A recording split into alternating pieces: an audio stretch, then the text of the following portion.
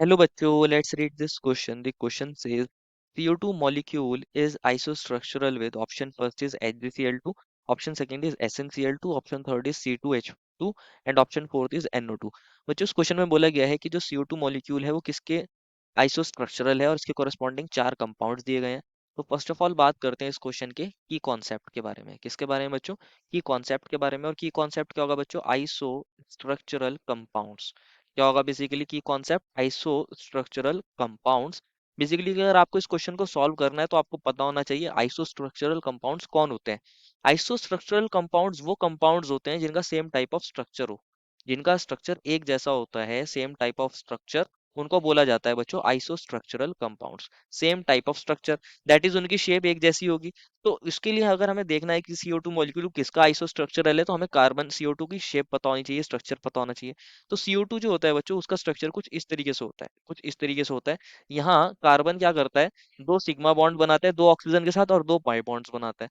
तो यहाँ जो ये एंगल होता है, ये बॉन्ड एंगल, ये 180 डिग्री होता है। कितना होता है? 180 डिग्री, जिसकी वजह से CO2 मॉलिक्यूल जो होता है वो लीनियर होता है। कैसा होता है? लीनियर स्ट्रक्चर ऑक्यूपाई करता है, लीनियर शेप होती है उसकी बेसिकली। तो यहाँ ये CO2 लीनियर होता है। यहाँ अगर आप कार्बन की हाइब्रिडाइजेशन देखते हो तो क्योंकि इसके पास दो सिग्मा दो पाई बॉन्ड है बेसिकली, तो यहाँ पर जो इसकी हाइब्रिडाइजेशन आती है वो आती है sp और ये होता है लीनियर। कैसा होता है? लीनियर। तो अब बाकी ऑप्शंस को भी चेक कर लेते हैं कहाँ हमें लीनियर मिला है। तो फर्स्ट मिला है बेसिकली HgCl2। अब HgCl2 के अंदर क्या होगा? एक Hg है, इसने एक Cl के साथ बॉन्ड बनाया है, एक और यहाँ पर Cl है, इसके साथ बॉन्ड बनाया है। अब इसके पास कोई लोन पेयर तो है नहीं, तो यहाँ किसी तरह का यहाँ बॉन्ड पेयर में रिपल्शन नहीं होती, और ये जो एंगल होता है ये कितना होता है? 180 डिग्री। और इसकी वजह से ये कैसा हो जाता है? लीनियर। ये भी कैसा हो जाता है? लीनियर, क्योंकि ये भी लीनियर, CO2 भी लीनियर मॉलिक्यूल है, इन दोनों का स्ट्रक्चर एक जैसा, तो ये दोनों आइसोस्ट्रक्चरल होते हैं। तो फर्स्ट तो सही है। ऑप्शन सेकंड में मिला है SnCl2। अगर SnCl2 की बात करी जाए तो बेसिकली आप जानते हो Sn के पास, क्योंकि कार्बन फैमिली से बिलोंग करता है, इसके पास यहाँ 4 वैलेंस इलेक्ट्रॉन होते हैं, 1 2 3 4। अब इसने एक Cl के साथ यहाँ बॉन्ड बना लिया है, एक Cl के साथ यहाँ बॉन्ड बना लिया है, इस तरीके से। अब क्या है, इसके जो दो इलेक्ट्रॉन्स हैं उन्होंने तो बॉन्ड नहीं बनाया, तो ये दोनों इलेक्ट्रॉन्स क्या करते हैं बेसिकली, यहाँ ये इनको रिपेल करेंगे, रिपेल करेंगे। रिपेल करने की वजह से यहाँ पर ये जो SnCl के बीच का जो बॉन्ड एंगल है ये 180 डिग्री नहीं होता, ये लीनियर नहीं होता। ये कैसा हो जाता है एंगल? ये लेस देन 180 डिग्री हो जाएगा। ये जो एंगल है ये लेस देन 180 डिग्री। और 180 डिग्री से क्योंकि अब ये एंगल कम हो गया है तो इसको लीनियर नहीं बोलते, इसको बोलते हैं बेंट शेप। क्या बोलते हैं? Bent shape. ये बेंट हो जाता है। कैसा हो जाता है? बेंट हो जाता है, क्योंकि ये जो इलेक्ट्रॉन्स है बेसिकली ये रिपेल कर रहे हैं SnCl के बॉन्ड्स को रिपेल करते हैं, जिसकी वजह से ये वाला जो एंगल है, ये वाला जो एंगल है ये कैसा हो जाता है? कम हो जाता है 180 डिग्री से, जिसकी वजह से ये कैसी शेप ऑक्यूपाई करता है? Band shape. ये आइसोस्ट्रक्चरल नहीं होता CO2 के लिए, तो ये ऑप्शन गलत हो जाएगा। ऑप्शन थर्ड में मिला है C2H2।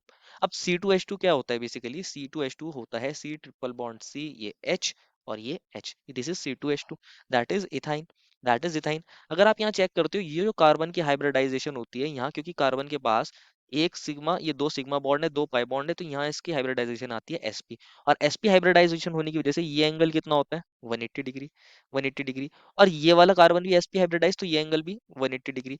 ओवरऑल अगर आप चेक करते हो जितने भी एटम्स हैं इसके अंदर, ये हाइड्रोजन है, ये जो सी है, ये वाला सी और ये वाला हाइड्रोजन, सारे के सारे एक ही लाइन में, एक ही लाइन में, दैट इज ये लीनियर है। कैसा होता है? लीनियर मॉलिक्यूल होता है। ये भी कैसा होता है? लीनियर शेप होती है इसकी, लीनियर स्ट्रक्चर होता है। तो ये जो है ये CO2 का आइसोस्ट्रक्चरल कंपाउंड है। ये भी आइसोस्ट्रक्चरल होता है टू CO2, ये वाली बात सही है। ऑप्शन फोर्थ में मिला है NO2। अगर ऑप्शन फोर्थ की बात करी जाए, NO2 के अंदर क्या होता है बेसिकली? अगर NO2 की बात करी जाए, नाइट्रोजन है, ये ऑक्सीजन है, ये दो इलेक्ट्रॉन ऑक्सीजन के हैं दो नाइट्रोजन के हैं, इन्होंने क्या करा है? शेयरिंग कर लिया। अब आप जानते हो इसके पास तो ऑक्सीजन के 6 इलेक्ट्रॉन होते हैं, तो हमने इस तरह दिखा दिया है। नाइट्रोजन क्या करता है? नाइट्रोजन अपने दो इलेक्ट्रॉन्स को दूसरे ऑक्सीजन के साथ शेयर करता है। अब नाइट्रोजन का एक इलेक्ट्रॉन हमने ऐसे दिखाया है, टोटल 5 होते हैं।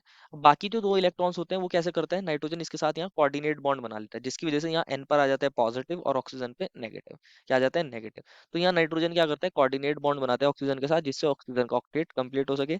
तो इस तरीके से कोऑर्डिनेट बॉन्ड बनाता है। अब ये जो इलेक्ट्रॉन रह गया है बच्चों, ये इलेक्ट्रॉन क्या करता है?